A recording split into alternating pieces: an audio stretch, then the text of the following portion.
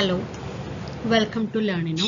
നമ്മൾ ഇന്ന് നോക്കാനായിട്ട് പോകുന്നത് ബോട്ടണിയിലെ റെസ്പിറേഷൻ പ്ലാന്റ്സുമായി ബന്ധപ്പെട്ടിട്ടുള്ള കുറച്ച് മൾട്ടിപ്പിൾ ചോയ്സ് ക്വസ്റ്റ്യൻസ് ആണ്. ഏതൊരു ലിവിങ് ഓർഗാനിസംസും അവരുടെ ലൈഫ് മുന്നോട്ട് പോകണമെന്നുണ്ടെങ്കിൽ റെസ്പയർ ചെയ്യണം അല്ലേ.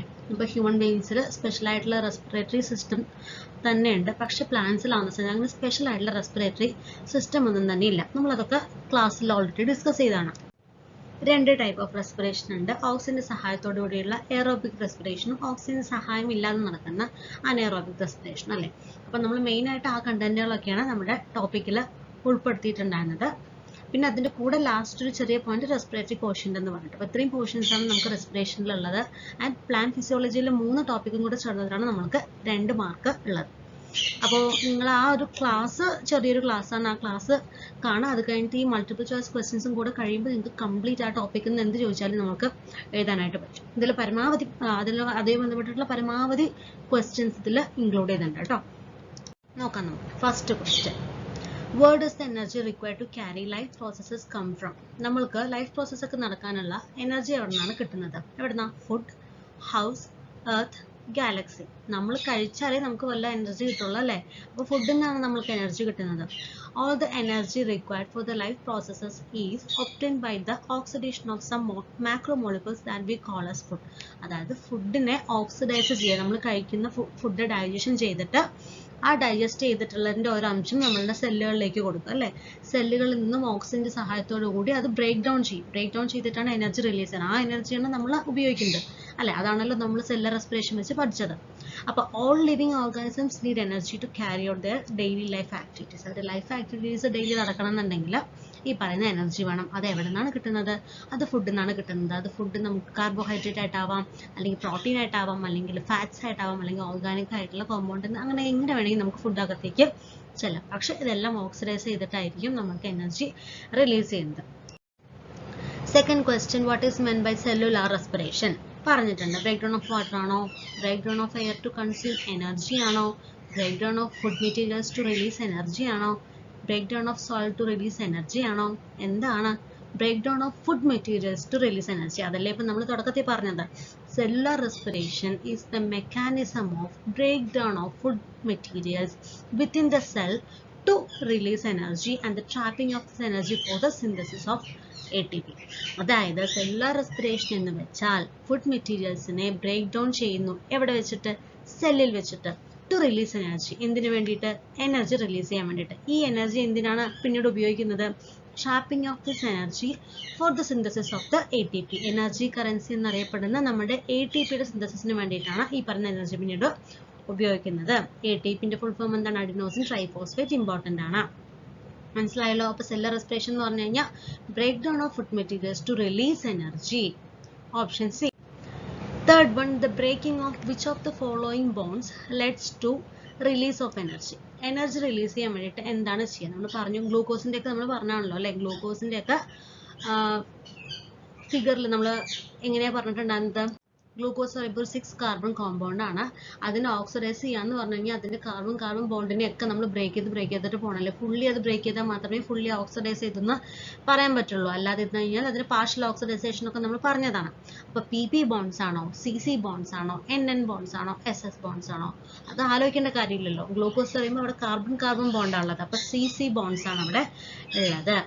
The breaking of the CC bonds of complex compounds through oxidation within the cells led to the release of a considerable amount of energy. This process is called respiration. അതായത് ഒരു complex കോമ്പൗണ്ടിന്റെ, അത് glucose ആവാം, ഏത് വേണമെങ്കിലും ആവാം, അതിന്റെ carbon ബോണ്ടിനെ break ചെയ്തിട്ട് എങ്ങനെ? സെല്ലുകളിനകത്ത് വെച്ച ഓക്സിഡേഷൻ പറയുമ്പോൾ അഡീഷൻ ഓഫ് ഓക്സിജൻ അല്ലേ. ഓക്സിജന്റെ സഹായത്തോടു കൂടി നമ്മൾ അതിന്റെ കാർബൺ ബോണ്ടിനെ ബ്രേക്ക് ചെയ്യുകയാണ് ചെയ്യുക. അങ്ങനെ നമ്മൾക്ക് വേണ്ട രീതിയിലുള്ള എനർജി നമുക്ക് കിട്ടുകയാണ് ചെയ്യുക. ആൻഡ് ആ പ്രോസസ്സിനെയാണ് നമ്മൾ എന്തെന്ന് വിളിക്കുന്നത്? റെസ്പിറേഷൻ എന്ന് വിളിക്കുന്നത്. അടുത്തത്, ഗ്ലൈക്കോളിസിസ് ഈസ് ഓൾസോ കോൾഡ്. നമ്മൾ അപ്പം തന്നെ പറഞ്ഞിട്ടുണ്ടായിരുന്നല്ലോ, ഗ്ലൈക്കോളിസിസിനെ 3 ശാസ്ത്രജ്ഞന്മാരാണ് കണ്ടുപിടിച്ചിട്ടുള്ളത്. അതിന്റെ പേരുകൾ ചേർത്തിട്ടാണ് നമ്മൾ ഗ്ലൈക്കോളിസിസിന് മറ്റൊരു പേര് വിളിക്കുന്നത്. അതെന്താണ്? EMP pathway. Option A. EMP pathway എന്ന് പറയുന്നത് ദ ഗ്ലൈക്കോളിസിസ് ഡിസ്കവർ ചെയ്തത് സയന്റിസ്റ്റ് ആയിട്ടുള്ള എംടൺ, മെയർഹോഫ്, ബർണാസ് എന്ന് പറയുന്ന ശാസ്ത്രജ്ഞന്മാരാണ്. അപ്പോൾ അതിന്റെ പേരിന്റെ ആദ്യ ലെറ്റേഴ്സ് E, M, P ചേർന്നിട്ടാണ് നമ്മൾ EMP പാത്വേ എന്ന ഈ ഒരു ഗ്ലൈക്കോളിസിസിനെ വിളിക്കുന്നത്. അടുത്ത question, which is considered as A universal pathway in A biological system. Biological സിസ്റ്റത്തിലെ യൂണിവേഴ്സൽ പാത്വേ എന്നറിയപ്പെടുന്നത് ഏതാണ്? ക്രെബ്സ് സൈക്കിൾ ആണോ, ഇലക്ട്രോൺ ട്രാൻസ്പോർട്ട് സിസ്റ്റം ആണോ, ഗ്ലൈക്കോളിസിസ് ആണോ, ഫോട്ടോ ഓക്സിഡേഷൻ ആണോ? ഗ്ലൈക്കോളിസിസ് എന്ന് പറയുന്നത് റെസ്പിറേഷന്റെ ബിഗിനിങ് ആയിട്ടുള്ള സ്റ്റെപ്പ്. തുടക്കത്തിൽ റെസ്പിറേഷന്റെ സ്റ്റാർട്ട് ചെയ്യുന്നത് ഈ പറഞ്ഞ ഗ്ലൈക്കോളിസിസ് എന്ന പ്രോസസ്സ് നടന്നതിന് ശേഷമാണ്. And occurs in the cytoplasm. സെല്ലിന്റെ സൈറ്റോപ്ലാസത്തിലാണ് ഈ ഗ്ലൈക്കോളിസിസ് നടക്കുന്നത്. Due to which pyruvate is form. അങ്ങനെയാണ് ആദ്യം പൈറുവേറ്റ് എന്ന് പറയുന്ന ഒരു പ്രൊഡക്റ്റ് നമ്മൾക്ക് കിട്ടുന്നത്. അതുകൊണ്ടാണ് നമ്മൾ universal pathway in biological systems എന്നതിനെ പറയുന്നത്. അത് ഗ്ലൈക്കോളിസിസ് ആണ്. ഓക്കെ, ഗ്ലൈക്കോളിസിസ് സൈറ്റോപ്ലാസത്തിലും ഗ്ലൈക്കോളിസിസ് കാരണം ഉണ്ടാവുന്ന പൈറുവിക് ആസിഡ് എന്ന് പറയുന്നത് നമ്മൾ മൈറ്റോകോൺഡ്രിയയിൽ പോയതിനു ശേഷമാണ് ബാക്കി എന്തുണ്ടാവുന്നത്, ക്രെബ്സ് സൈക്കിളൊക്കെ ഉണ്ടാവുന്നത്. അടുത്ത question, in glycolysis 1 molecule of glucose is reduced to. ഗ്ലൈക്കോളിസിസിൽ ഒരു മോളിക്യൂൾ ഓഫ് ഗ്ലൂക്കോസ് എങ്ങനെയായിട്ടാണ് റെഡ്യൂസ് ചെയ്യുന്നത്? അത് ഫ്രക്ടോസ് ആയിട്ടാണോ, പൈറുവേറ്റ് ആയിട്ടാണോ, ഫോസ്ഫേറ്റ് ആയിട്ടാണോ, ഫോസ്ഫോഗ്ലിസറേറ്റ് ആയിട്ടാണോ? എന്തായിട്ടാണ്? അത് പൈറുവേറ്റ് ആയിട്ടാണ് അല്ലെ. ഒരു മോളിക്യൂൾ ഓഫ് ഗ്ലൂക്കോസ് എന്ന് പറയുന്നത് പൈറുവേറ്റ് ആയിട്ടാണ് റെഡ്യൂസ് ചെയ്യുന്നത്. After the interaction of many coenzymes and cytochromes, the glucose is at last reduced to 2 molecules of pyruvic acid. Glucose എന്ന് പറയുന്നത് 6 കാർബൺ ഉള്ള ഒരു കോമ്പൗണ്ട് ആണ്. അത് 2 കാർബൺ അല്ല, അതായത് അത് 3 കാർബൺ ഉള്ള കോമ്പൗണ്ട് ആയിട്ട് മാറാണ്. ആ 3 കാർബൺ കോമ്പൗണ്ട് ആണ് പൈറുവിക് ആസിഡ് അഥവാ പൈറുവേറ്റ് എന്ന് പറയുന്നത്. To 2 molecules of pyruvic acid, which is further reduced to different usable forms in the mitochondria through the Krebs cycle. അപ്പോൾ ഈ പറയുന്ന ഗ്ലൈക്കോളിസിസ് നമ്മൾ പറഞ്ഞുകൊണ്ട് പാർഷ്യൽ ഓക്സിഡേഷൻ സംഭവിക്കുന്നുള്ളൂ. കാരണം ഇവിടെ 3 കാർബൺ ഉള്ള 2 കോമ്പൗണ്ട് വരുന്നു എന്ന് പറഞ്ഞു കഴിഞ്ഞാൽ അതിനർത്ഥം എന്താ? നമുക്ക് കാർബൺ ബോണ്ടുകൾ ഫുള്ള് നമുക്ക് ബ്രേക്ക് ചെയ്താൽ മാത്രമേ നമുക്ക് കംപ്ലീറ്റ് ഓക്സിഡേഷൻ നടന്നു എന്ന് പറയുള്ളൂ. അതുകൊണ്ട് തന്നെ നമ്മൾക്ക് ഗ്ലൈക്കോളിസിസിൽ പാർഷ്യൽ ഓക്സിഡേഷൻ നടക്കുന്നുള്ളൂ അല്ലേ. അപ്പോൾ ഈ പൈറുവിക് ആസിഡ് പിന്നെ ലാസ്റ്റ് വരുന്ന ഈ പ്രൊഡക്റ്റുകളാണ് പിന്നീട് പലതും നമ്മൾ ഫെർമെന്റേഷൻ പറഞ്ഞു അല്ലെ. ക്രെബ്സ് സൈക്കിളിൽ എയറോബിക് റെസ്പിറേഷൻ, അതായത് എയറോബിക് റെസ്പിറേഷൻ നടക്കുന്നത് ക്രെബ്സ് സൈക്കിളിലാണല്ലോ. അപ്പോൾ ആ ഒരു പ്രോസസ്സിലാണ് ഈ പറയുന്ന 3 കാർബൺ കോമ്പൗണ്ട് കംപ്ലീറ്റ് ആയിട്ട് ഓക്സിഡൈസ് ചെയ്തിട്ട് പോകുന്നത്. ആ ക്രെബ്സ് സൈക്കിൾ നടക്കുന്നത് മൈറ്റോകോൺഡ്രിയയിലാണ്. ഓക്കെ, ഇപ്പം നമ്മൾ ഡീറ്റെയിൽ ആയിട്ട് പറഞ്ഞതാണല്ലോ. അടുത്ത question, during glycolysis 1 NADH is equal to. ഗ്ലൈക്കോളിസിസിൽ ഒരു NADH എന്ന് പറയുന്നത് എത്ര ATPക്ക് ഈക്വൽ ആണ് അല്ലേ? എത്ര ATPക്ക് ഈക്വൽ ആണ് NADH എന്ന് പറയുന്നത്? 4 ATPക്ക് ഈക്വൽ ആണോ, 3 ATPക്ക് ഈക്വൽ ആണോ, 2 ATPക്ക് ഈക്വൽ ആണോ, 1 ATPക്ക് ഈക്വൽ ആണോ? 3 ATPക്ക് ഈക്വൽ ആണ് ഒരു NADH എന്ന് പറയുന്നത്. Glycolysis, 2 molecules of NADH are formed at the time of oxidation of glyceraldehyde 3-phosphate to 1,3-diphosphoglycerate. അതായത് ഗ്ലൈക്കോസിസിൽ ഗ്ലിസറാൾഡിഹൈഡ് 3-phosphate 1,3-diphosphoglycerate ആയിട്ട് ഓക്സിഡൈസ് ചെയ്യുന്ന സമയത്ത് അവിടെ 2 molecule of NADH ഉണ്ടാവും.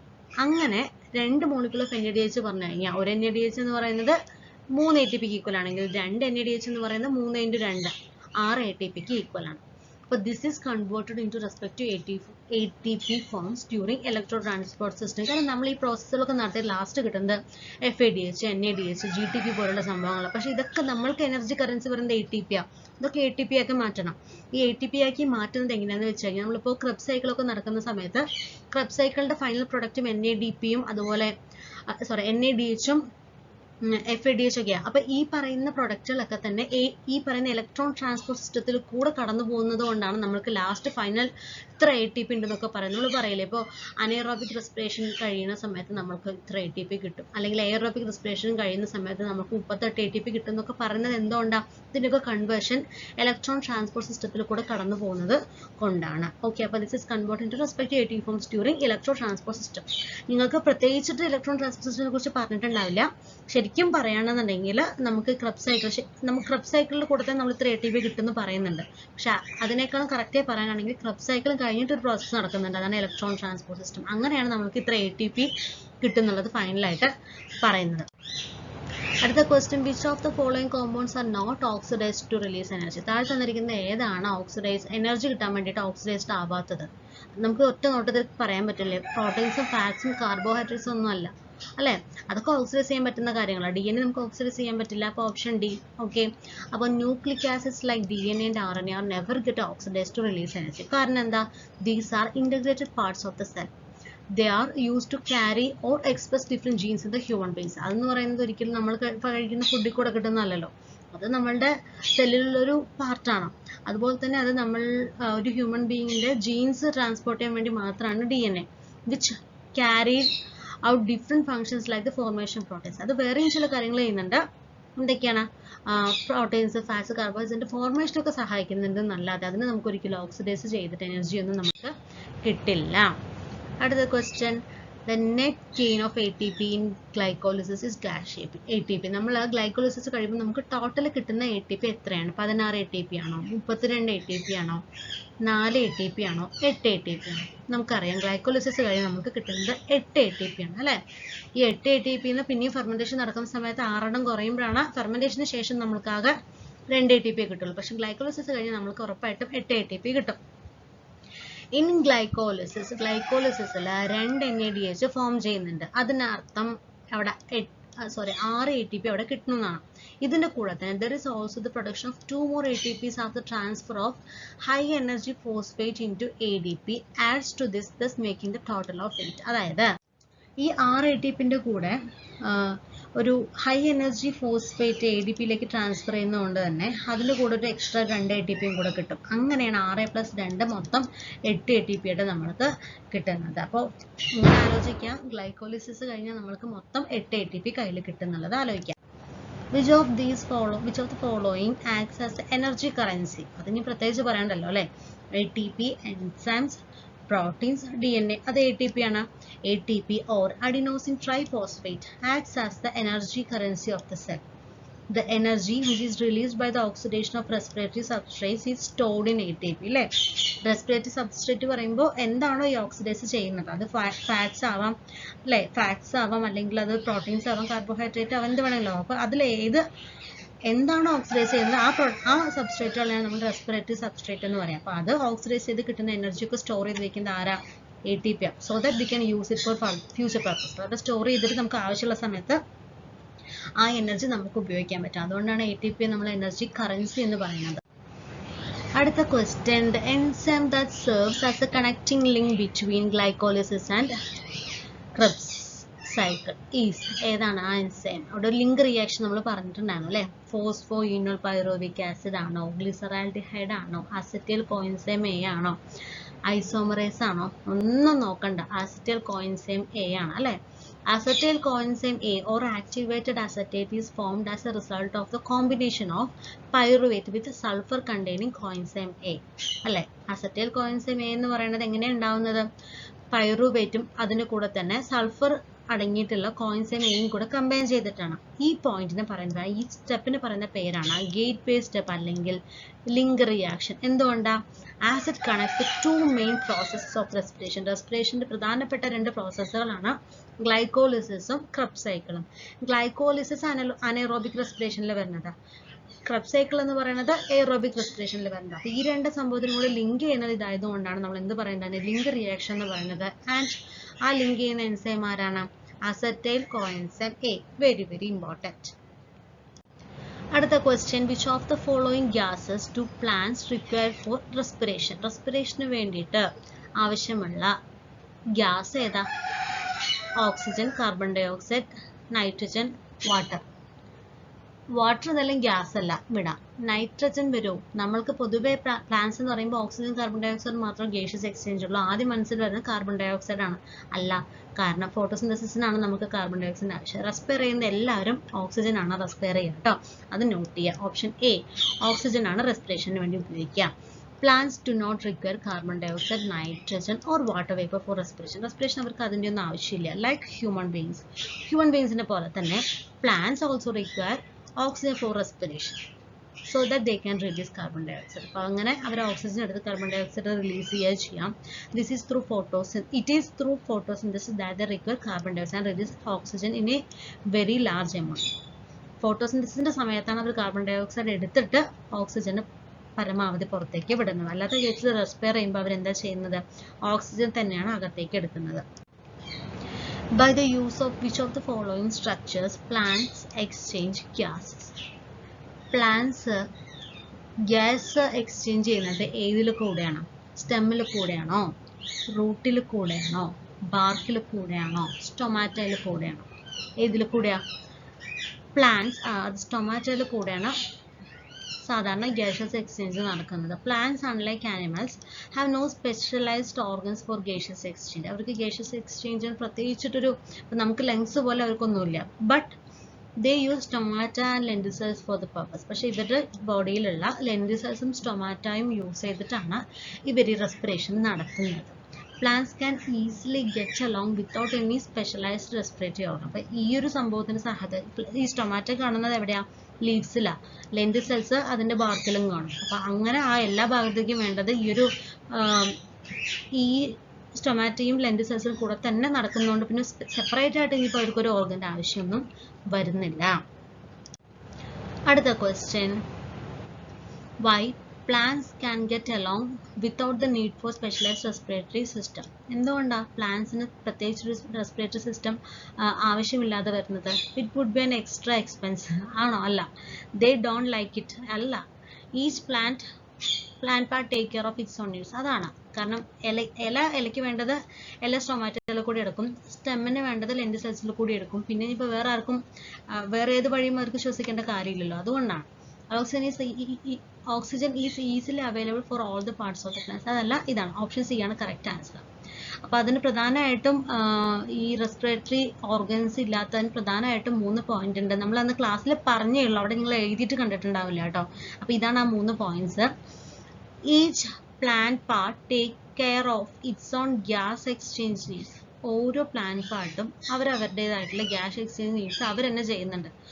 പിന്നെ plants do not present great demands for gas exchange. അവർക്ക് ഇപ്പോൾ ഫോട്ടോസിന്തസിസിനൊക്കെയാണ് പിന്നെ അവർക്ക് കാർബൺ ഓക്സിജൻ ട്രാൻസ്പോർട്ടൊക്കെ കൂടുതൽ ആവശ്യം. റെസ്പിറേഷൻ വേണ്ടി അവർക്ക് അത്രയ്ക്കൊന്നും ആവശ്യം വരുന്നില്ല. അത് വേറൊരു കാര്യം. പിന്നെ the distance that gas must diffuse is not large. ഇപ്പോൾ നമ്മളൊക്കെ ആകുമ്പോൾ നമ്മൾ ശ്വസിച്ച് നമ്മുടെ ശരീരത്തിൻ്റെ എല്ലാ ഭാഗത്തിലേക്ക് എത്തുമ്പോൾ കുറച്ച് അകലേക്കുള്ള ഭാഗങ്ങളിലേക്കൊക്കെ എത്തണം.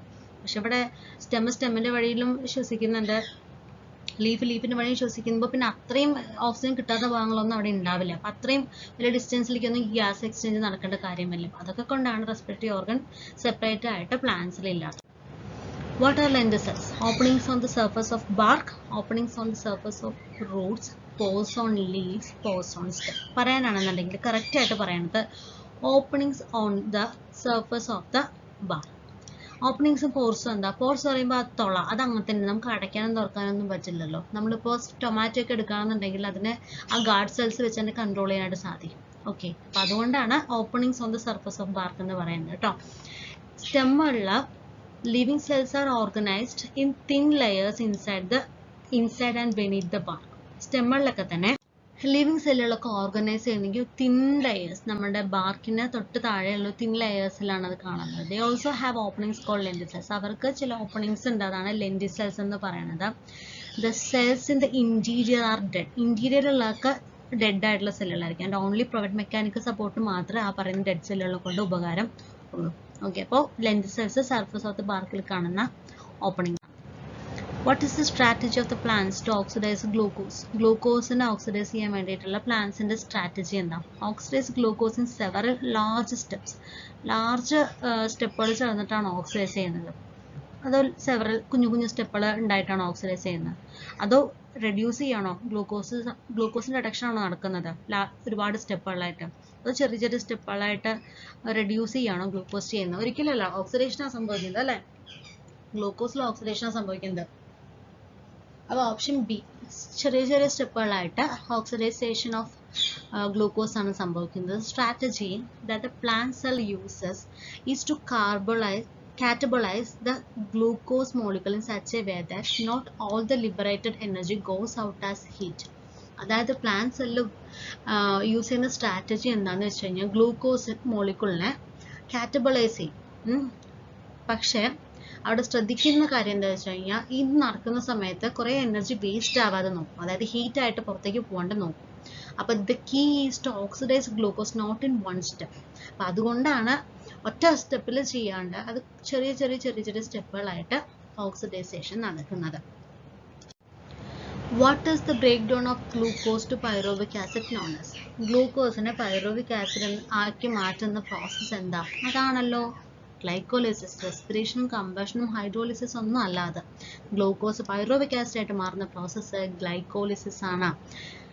In any case, all living organisms retain the enzymatic machinery to partially oxidize glucose without the help of oxygen. Anaerobic respiration-ലൂടെ അവിടെ ഗ്ലൂക്കോസിനെ partially oxidize ചെയ്തിട്ട് 3 carbon compound ആയിട്ടുള്ള pyruvic acid ആയിട്ട് മാറുകയാണ് ചെയ്യുക. ഈ break down of glucose to pyruvic ആസിഡിനെയാണ് എന്തെന്ന് പറയുക? ഗ്ലൈക്കോളിസിസ് എന്ന് പറയുന്നത്. What are the final products of fermentation? Fermentation നടന്നു കഴിഞ്ഞാൽ നമ്മൾക്ക് കിട്ടുന്ന ഫൈനൽ പ്രോഡക്ട്സ് ഏതൊക്കെയാ? Carbon dioxide and water, carbon dioxide and methanol, water and ethanol, carbon dioxide and ethanol. ഇതിൽ ഏതാണ് നമുക്ക് ഫെർമെന്റേഷനിലൂടെ കിട്ടുന്നത്? എത്തനോളും carbon dioxide. Alcoholic fermentation നടക്കുന്ന സമയത്ത് നമുക്ക് കിട്ടുന്നത് എത്തനോളും കാർബൺ ഡൈ ഓക്സൈഡും ആണ്. അത് ഈസ്റ്റിലാണ് നടക്കുക. In the process of fermentation, say by yeast, the incomplete oxidation of glucose is achieved under anaerobic conditions by set of reactions where pyruvic acid is converted into carbon dioxide and ethanol. അതായത് ഗ്ലൈക്കോളിസിസിൽ കൂടെ നമുക്ക് എന്ത് കിട്ടുന്നുണ്ട്? Pyruvic acid കിട്ടുന്നുണ്ട്. ഈ pyruvic acid ഉപയോഗിക്കുന്നത് നമ്മുടെ east ആണെന്നുണ്ടെങ്കിൽ അവിടെ നിന്ന് നമുക്ക് പൈറുവിക് ആസിഡ് എന്തായിട്ടാണ് മാറുക? എത്തനോളും കാർബൺ ഡൈ ഓക്സൈഡ് ആയിട്ടാണ് മാറുക. സപ്പോസ് അത് ലാക്റ്റിക് ആസിഡ് ബാക്ടീരിയ ആണ് അത് ഉപയോഗിക്കുന്നത്. ഒരു ബാക്ടീരിയ യൂസ് ചെയ്യണമെങ്കിൽ എന്ത് സംഭവിക്കും? ഈ പറയുന്ന പൈറുവിക് ആസിഡ് എന്തായിട്ടായിരിക്കും മാറുക? അത് ലാക്റ്റിക് ആസിഡ് ആയിട്ടായിരിക്കും മാറുക, അല്ലേ? ഒക്കെ നമ്മൾ പറഞ്ഞാണല്ലോ. അടുത്ത question, where does lactic acid fermentation takes place in animal cells? Animal സെല്ലുകളിൽ ലാക്റ്റിക് ആസിഡ് ഫെർമെന്റേഷൻ നടക്കുന്ന നമ്മൾ പറഞ്ഞില്ലേ? ഇൻ ഹോൾ ബോഡിയിൽ ഫുള്ളായി നടക്കുമോ? സംടൈംസ് ഇൻ ദ മസിൽസിലാണോ നടക്കുക? Main respiratory pathway for muscles, eyes. നമുക്കറിയാം മസിൽസിലാണ്, മസിൽ ഫാറ്റിക് ഒക്കെ ഉണ്ടാകുന്നത് അതുകൊണ്ടാണ്, അല്ലെ? ഒരുപാട് ഹെവി ആയിട്ട് വർക്ക് ചെയ്യുന്ന സമയത്ത് ഓക്സിജൻ എടുക്കാൻ പറ്റാണ്ടാവുമ്പോൾ അനേറോബിക് റെസ്പിറേഷൻ നമ്മുടെ മസിൽസിനിടയിൽ സംഭവിക്കും, അല്ലെ? അപ്പോൾ ഒരു കടച്ചിലെന്നൊക്കെ തോന്നില്ലേ? വയ്യാത്ത പോലെ തോന്നില്ലേ? അപ്പം നമ്മളൊന്ന് റിലാക്സ് ചെയ്യുമ്പോൾ എന്ത് സംഭവിക്കും? ഈ ഉണ്ടായിട്ടുള്ള അത് ആക്ച്വലി ലാക്റ്റിക് ആസിഡ് അവിടെ അക്യുമുലേറ്റ് ചെയ്യുന്നുണ്ടാവും. അപ്പോൾ നമ്മളതൊന്നും ചെയ്യാണ്ടിരുന്ന കുറച്ചൊന്ന് റെസ്റ്റ് കൊടുത്തു കഴിഞ്ഞാൽ തന്നെ ആ പറയുന്ന ലാക്റ്റിക് ആസിഡ് ഒക്കെ ബ്ലഡിലേക്ക് തന്നെ തിരിച്ചു പോയിക്കണം. പിന്നെ നമുക്ക് മസിലിനെ പിന്നെ വീണ്ടും പഴയ പോലെ തന്നെ ഉപയോഗിക്കാനായിട്ട് പറ്റുള്ളൂ. നമുക്കറിയാവുന്നതാണ്. അതാണ് നമ്മുടെ മസിൽ ഫാറ്റിക്കിനൊക്കെ കാരണം. മസിൽ ഫാറ്റിക്കിൽ ഉണ്ടാകുന്ന ആസിഡ് ഏതാ വെച്ചത്? ലാക്റ്റിക് ആസിഡ് ആണ്. അപ്പോൾ ലാക്റ്റിക് ആസിഡ് ഫെർമെന്റേഷൻ അനിമൽ സെല്ലുകളിൽ നടക്കും. എവിടെയാ? ചില സമയങ്ങളിൽ മസിൽസിലാണ് അത് നടക്കുക. In animal cells, lactic acid fermentation takes place muscles during heavy exercise ഒക്കെ നടത്തുമ്പോൾ when oxygen is inadequate for cellular respiration. Heavy ആയിട്ട് ഇങ്ങനെ ചെയ്യുന്ന സമയത്ത് സെല്ലുലർ റെസ്പിറേഷന് വേണ്ടിയിട്ട് ഉള്ള ഓക്സിജൻ കിട്ടാണ്ടാവുന്ന സമയത്ത് ഈ പറയുന്ന പൈറുവിക് ആസിഡ് എന്ത് ചെയ്യും? ലാക്റ്റിക് ആസിഡ് ആയിട്ട് റെഡ്യൂസ് ചെയ്യും. അത് ആരുടെ സഹായത്തോടു കൂടിയാണ്? ലാക്റ്റേറ്റ് ഡീഹൈഡ്രോജനേസിന്റെ സഹായത്തോടു കൂടിയാണ് ഇങ്ങനെയൊരു റിഡക്ഷൻ സംഭവിക്കുന്നത്. അടുത്ത question, where does the second process of aerobic respiration takes place? Aerobic respiration the second process നടക്കുന്നത് എവിടെയാണ്? In the lumen of mitochondria, in the matrix of mitochondria, in the inner membrane of mitochondria, in the cristae of mitochondria. മൈറ്റോകോൺഡ്രിയന്റെ ഏത് ഭാഗത്ത്? നമുക്കറിയാം മൈറ്റോകോൺഡ്രിയയിലാണ് aerobic respiration നടക്കുന്നത്. അതിലെവിടെയാ? Inner മെംബ്രെയിനാണ്. മൈറ്റോകോൺഡ്രിയയുടെ inner മെംബ്രെയിനിൽ നടക്കുന്നതാണ് aerobic respiration. The two stages of aerobic respiration എന്ന് പറയുന്നത് Krebs cycle electron transport system ആണ്. അതല്ല, Krebs cycle-ലാണ് നമ്മൾക്ക് എന്ത് കിട്ടുന്നത്? Krebs cycle നമ്മൾ സിട്രിക് ആസിഡ് ഒക്കെ കിട്ടി ആ ഒരു പ്രോസസ്സ് സൈക്കിൾ അങ്ങനെ പോകുന്നു എന്നൊക്കെ പറഞ്ഞില്ലേ? അപ്പം നമുക്ക് ഫൈനൽ പ്രൊഡക്ട്സ് ആയി കിട്ടുന്ന ആ ഹൈ എനർജി ഉള്ള NADH-ഉം FADH-ഉം ഒക്കെയാണ് നമ്മൾ പിന്നീട് ഇലക്ട്രോൺ ട്രാൻസ്ഫർ സിസ്റ്റത്തിൽ കൂടെ കടത്തി വിടുമ്പോൾ നമ്മൾക്ക് ഇൻ ടേംസ് ഓഫ് ATP ആയിട്ട് കിട്ടുന്നത്. The first process takes place in the matrix of mitochondria. അല്ല, ഫസ്റ്റ് പ്രോസസ്സ് നടക്കുന്നത് നമ്മുടെ മൈറ്റോകോൺഡ്രിയന്റെ മെട്രിക്സിൽ വെച്ചിട്ടായിരിക്കും. While the second process takes place in the inner membrane of the mitochondria in eukaryotes. യൂക്കാരിയോട്സിൽ first step നടക്കുന്നത് മെട്രിക്സിലും പിന്നീട് സെക്കൻഡ് സ്റ്റെപ്പ് നടക്കുന്നത് മൈറ്റോകോൺഡ്രിയയുടെ ഇന്നർ മെംബ്രെയിനിൽ വെച്ചിട്ടും ആയിരിക്കും. അപ്പോൾ എയറോബിക് റെസ്പിറേഷനിൽ രണ്ട് പ്രോസസ്സ് നമുക്ക് പഠിക്കാനുണ്ട്. ഏതൊക്കെയാണ്? Krebs cycle-ഉം ETS-ഉം. അതിൽ നമ്മൾക്ക് എടുത്തു പറഞ്ഞിട്ടുള്ളത് Krebs cycle ആണ് കേട്ടോ നമ്മുടെ സിലബസിൽ. How many carbon dioxide molecules are left during the complete oxidation of pyruvate? Pyruvate oxidation complete ആയിട്ട് നടന്നു കഴിഞ്ഞു കഴിഞ്ഞാൽ എത്ര കാർബൺ ഡയോക്സൈഡ് നമ്മൾക്ക് കിട്ടും? 1, 2, 5, 3. 3 കാർബൺ ഡയോക്സൈഡ് മോളിക്യൂളാണ് കിട്ടുക കേട്ടോ. കാരണം പൈറുവേറ്റ് എന്ന് പറയുമ്പോൾ 3 കാർബൺ കോമ്പൗണ്ട് അല്ലേ? അപ്പം 3 കാർബൺ കോമ്പൗണ്ട് നമ്മൾക്ക് 3 കാർബൺ ഡയോക്സൈഡ് തന്നെയല്ലേ കിട്ടാൻ ചാൻസ് ഉള്ളൂ, അല്ലേ? The complete oxidation of pyruvate by the stepwise removal of the all hydrogen atoms takes place while leaving 3 molecules of carbon dioxide. അതാണ്. അപ്പോൾ സ്റ്റെപ്പ് ബൈ സ്റ്റെപ്പ് ആയിട്ട് ഇതിനെ നമ്മൾക്ക് എന്ത് ചെയ്യാൻ പറ്റും, ഓക്സിഡേഷൻ നടക്കുന്ന സമയത്ത് ഓക്സിജനെ കയ്യിൽ വെച്ചിട്ട് അത് കാർബൺ ഡൈ ഓക്സൈഡ് മാറും. അപ്പോൾ അതിനിടയിൽ കൂടെ ഹൈഡ്രജൻ അവിടെ എന്ത് ചെയ്യുന്നുണ്ടാവും, അവിടെ റിമൂവ് ചെയ്ത് പോകുന്നുണ്ടാവും കേട്ടോ. അപ്പോൾ 3 കാർബൺ ഡൈ ഓക്സൈഡ് ആണ് കിട്ടുക. How many molecules of NADH are produced by the metabolism of pyruvic acid? Pyruvic acid metabolism നടക്കുമ്പോഴേ എത്ര NADH ഉണ്ടാവുന്നത്? 1 2 3 4. എത്രയാ? 2. During the process, 2 molecules of NADH are produced from the metabolism of 2 molecules of pyruvic acid. 2 molecules of pyruvic acid metabolise ചെയ്യുന്ന സമയത്ത് 2 molecule of NADH ആണ് നമുക്ക് കിട്ടുന്നത്. That is produced from 1 glucose molecule during glycolysis. അതായത് ഒരു മോളിക്യൂളിൽ നിന്ന് നമുക്ക് കിട്ടിയിട്ടുള്ളതിൽ നിന്ന് നമുക്ക് 2 NADH ആണ് അവിടെ കിട്ടുന്നത് ഈ ഗ്ലൈക്കോളിസിസ് നടക്കുമ്പോൾ. The TCA cycle starts with the condensation of which of the following compounds? താഴെ തന്നിരിക്കുന്ന കോമ്പൗണ്ട്സിൽ ഏത് കോമ്പൗണ്ടിന്റെ കണ്ടൻസേഷൻ കാരണമാണ് TCA സൈക്കിൾ അവിടെ സ്റ്റാർട്ട് ചെയ്യുന്നത്? Sucrose, acetyl group, ethanol, pyruvate. ഒന്നും പറയേണ്ട കാര്യമില്ല, അത് അസറ്റൈൽ ഗ്രൂപ്പ് തന്നെയാണ് അല്ലേ. The TCA cycle starts with the condensation of acetyl group. അതെന്ത് ചെയ്യും? ഈ acetyl group ഓക്സാലോഅസറ്റിക് ആസിഡുമായിട്ട് റിയാക്ട് ചെയ്തിട്ട് അല്ലെ, അതിന് കൂടെ തന്നെ വാട്ടറായിട്ട് റിയാക്ട് ചെയ്തിട്ട് എന്തുണ്ടാക്കുന്നു? സിട്രിക് ആസിഡ് ഉണ്ടാക്കുന്നു. ദിസ് റിയാക്ഷൻ, ഈ സിട്രിക് ആസിഡ് എത്ര കാർബൺ കോമ്പൗണ്ടാ? 6 കാർബൺ കോമ്പൗണ്ട് ആണ്. അസറ്റൈൽ ഗ്രൂപ്പ് എന്ന് പറഞ്ഞാൽ എത്ര കാർബൺ ആണ്? 2 കാർബൺ കോമ്പൗണ്ട് ആണ് അല്ലെ. ഓക്സാലോഅസറ്റിക് ആസിഡ് എത്ര കാർബണാ? 4 കാർബൺ കോമ്പൗണ്ട് ആണ്. അതുകൊണ്ട് ഈ 4 കാർബണും ഈ 2 കാർബണും ചേർത്ത് 4 + 2 6 കാർബൺ ഉള്ള സിട്രിക് ആസിഡ് ആണ് ആദ്യം ഉണ്ടാവുന്നത്. അതുകൊണ്ടാണ് അതിന് നമ്മൾ സിട്രിക് ആസിഡ് സൈക്കിൾ എന്ന് പറയുന്നത്. നമുക്ക് ആദ്യം ഉണ്ടാവുന്ന പ്രൊഡക്റ്റ് സിട്രിക് ആസിഡ് ആയതുകൊണ്ട്. This reaction is catalysed by, ഈ റിയാക്ഷൻ കാറ്റലൈസ് ചെയ്യുന്ന എൻസൈം ആരാ? Citrate synthase.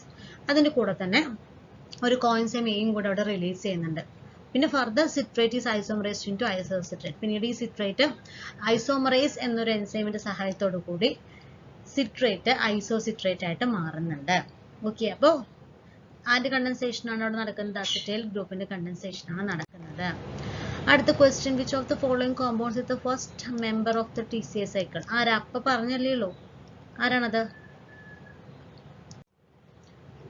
ഓക്സാലോഅസറ്റിക് ആസിഡ് ആണ് അല്ലെ. ഓക്സാലോഅസറ്റിക് ആസിഡ് ആണ് TCA സൈക്കിളിലെ first member, first product citric acid. The continued oxidation of acetyl coenzyme A, അതായത് അസറ്റൈൽ കോഎൻസൈം എനെ കണ്ടിന്യൂസ് ആയിട്ട് നമ്മൾ ഓക്സിഡേഷൻ നടക്കുന്ന സമയത്ത് അതായത് TCA സൈക്കിളിൽ എന്ത് ചെയ്യും? Requires continued replenishment of oxaloacetic acid. അത് നമ്മൾ ഓക്സിഡേഷൻ നടക്കുമ്പോൾ അതിനനുസരിച്ച് തന്നെ ഓക്സാലോഅസറ്റിക് ആസിഡ് അവിടെ ഉണ്ടായിക്കൊണ്ടേയിരിക്കണം അല്ലേ. അങ്ങനെ ആ സൈക്കിൾ കണ്ടിന്യൂ ചെയ്യുക. What is the amphibolic pathway എന്ന് പറഞ്ഞാൽ എന്താ? ബ്രേക്ക് ഡൗൺ പ്രോസസ് ആണോ? Another name for catabolic process ആണോ? Both anabolic and catabolic process ആണോ? Another name for anabolic process ആണോ? അത് ആംഫി എന്ന് പറഞ്ഞു കഴിഞ്ഞാൽ 2 എണ്ണം, 2ലും പെട്ടതല്ലേ. അപ്പോൾ both anabolic and catabolic process ആണ് ആംഫിബോളിക് പാത്വേ എന്ന് പറയുന്നത്. As the respiratory pathway is involve in both anabolism and catabolism, it is better to consider the respiratory pathway is an amphibolic pathway. കാരണം അതിൽ 2 പ്രോസസ്സ് നടക്കുന്നുണ്ട്, ആനബോളിസവും അതുപോലെ തന്നെ catabolism നടക്കുന്നുണ്ട്. അതുകൊണ്ട് തന്നെ according to new studies, respiration is treated as a amphibolic pathway and not as a catabolic pathway according to traditional studies. ആദ്യമൊക്കെ അത് കാറ്റബോളിക് പാത്വേ എന്നാണ് പറഞ്ഞത്. പിന്നെ ഇപ്പോൾ ലേറ്റസ്റ്റ് സ്റ്റഡീസ് നമുക്ക് മനസ്സിലാക്കിയത് അത് 2 പ്രോസസ്സ് നടക്കുന്നുണ്ട്. അതിന് നമുക്ക് എന്ത് പറയാം? ആംഫിബോളിക് പാത്വേ എന്ന് പറയാനായിട്ട് പറ്റും. How many ATP molecules are gained during aerobic respiration? നമ്മൾ പറഞ്ഞല്ലോ, എയറോബിക് റെസ്പിറേഷനിൽ കൂടെ നമുക്ക് കിട്ടുന്നത് എത്ര ATP മോളിക്യൂൾ ആണ്? 2 ആണോ? 10 ആണോ? 35 ആണോ? 38 ആണോ? അതെ, 38 ആണ്. എയറോബിക് റെസ്പിറേഷനിൽ കംപ്ലീറ്റ് ഓക്സിഡേഷൻ ഓഫ് ഗ്ലൂക്കോസ് ആണ് നടക്കുക.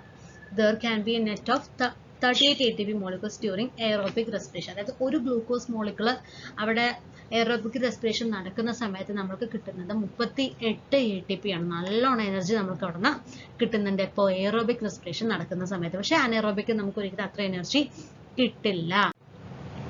How many ATP molecules are gained during fermentation? ഫെർമെന്റേഷനിൽ കൂടെ നമുക്ക് എത്ര ATP മോളിക്യൂളാണ് കിട്ടുന്നത് പറഞ്ഞല്ലേ. അത് മൊത്തം നമ്മൾക്ക് ഗ്ലൈക്കോളിസിസിൽ കൂടെ 8 കിട്ടും. പിന്നെ അവർ പല പ്രോസസ്സിനും വേണ്ടിയിട്ട്, അതായത് വേറെ ഇപ്പോൾ ഈസ്റ്റ് ആണെന്നുണ്ടെങ്കിൽ ഈ പറയുന്ന പൈറുവിക് ആസിഡ് എന്തായിട്ട് മാറുക ചെയ്യുക? എഥനോൾ ആയിട്ടൊക്കെ മാറുന്ന സമയത്ത് കുറച്ച് എനർജി ഉപയോഗിക്കും. അങ്ങനെ ഉപയോഗിക്കുന്ന സമയത്ത് പിന്നെയുള്ള എനർജി കുറഞ്ഞിട്ട് മൊത്തം 2 ATP നമ്മൾക്ക് ഫെർമെന്റേഷനിൽ കൂടെ കിട്ടുന്നുള്ളൂ. ഓപ്ഷൻ ബി ആണ് correct answer. In fermentation there is a net gain of only 2 ATP molecules for each molecule of glucose degraded to pyruvic acid, whereas many more molecules of ATP are generated under aerobic condition. അതായത് aerobic conditionൽ ഒരുപാട് ATP molecule കിട്ടും, പക്ഷെ ഫെർമെന്റേഷനിൽ നമുക്ക് total കിട്ടിയ energy കൂടെ പോവാണ് use ചെയ്തിട്ട് വേറെ പ്രൊഡക്റ്റ് ആവാണ് ചെയ്യുക. Full form of RQ: respiratory quotient, reservatory quotient, reservation Q value, reservatory Q value. എന്താണ് സാധനം എന്നുള്ളത് അറിയാത്ത ആൾക്ക് ഇത് നമുക്ക് ആൻസർ ചെയ്യാൻ പറ്റില്ല, കാരണം എല്ലാം ഒരുപോലെ ഉണ്ട്. നമ്മുടെ പിന്നെ ഇത് റെസ്പിറേഷൻ എന്നുള്ളൊരു ചോദ്യം ആയതുകൊണ്ട് റെസ്പിറേറ്ററി വരാമെന്നുള്ളൊരു ഊഹത്തിൽ നിങ്ങൾക്ക് റെസ്പിറേറ്ററി കോഷ്യന്റ് എന്ന് ഉത്തരം എഴുതാം. RQ stands for respiratory quotient. അത് ഓരോ പ്രോഡക്റ്റിനും ഓരോ വാല്യൂ ആയിരിക്കും ഉണ്ടാവുക. It is a ratio of volume of carbon dioxide evolve to the volume of oxygen consumed in respiration. നമുക്കറിയാം റെസ്പിറേഷനിൽ എന്താ സംഭവിക്കുന്നത്, ഓക്സിജൻ അകത്തേക്ക് എടുക്കുക. അപ്പോൾ എത്രത്തോളം ഓക്സിജൻ അകത്തേക്ക് എടുക്കുമ്പോൾ എത്രത്തോളം കാർബൺ ഡൈ ഓക്സൈഡ് പുറത്തേക്ക് പോകുന്നു എന്നുള്ളതിന്റെ റേഷ്യോ ആണ് ആര്, റെസ്പിറേറ്ററി കോഷ്യന്റ്. ഇതിനെ തന്നെ നമ്മൾ റെസ്പിറേറ്ററി റേഷ്യോ എന്നും പറയാറുണ്ട്. On which of the following does the respiratory quotient depend? ഇതിൽ താഴെയുള്ള ഏതിനെയാണ് റെസ്പിറേറ്ററി കോഷ്യന്റ് ഡിപ്പെൻഡ് ചെയ്യുന്നത്? Respiratory quotient respiratory concentration of oxygen ആണോ, respiratory substrate used during respiration ആണോ, the volume of carbon dioxide evolved ആണോ, energy evolved during respiration ആണോ? Option B, respiratory substrate used during respiration അല്ലേ. Respiratory quotient വരുന്ന respiratory സബ്സ്ട്രേറ്റിനനുസരിച്ച് വ്യത്യാസം ഉണ്ടാവും. Carbohydrate ആണെങ്കിൽ ഒരു വാല്യൂ ആയിരിക്കും, പ്രോട്ടീൻ ആണെങ്കിൽ ഒരു വാല്യൂ ആയിരിക്കും, ഫാറ്റ്സ് ആണെങ്കിൽ ഒരു വാല്യൂ ആയിരിക്കും അല്ലേ. അപ്പം ഏതാണോ റെസ്പിറേറ്ററി സബ്സ്ട്രേറ്റ് വരുന്നത് അതിനനുസരിച്ചിട്ട് റെസ്പിറേറ്ററി കോഷ്യന്റിന്റെ വാല്യൂസ് ചേഞ്ച് ആവും. അപ്പം അതുകൊണ്ട് വെച്ച് depends on the respiratory substrate used during respiration.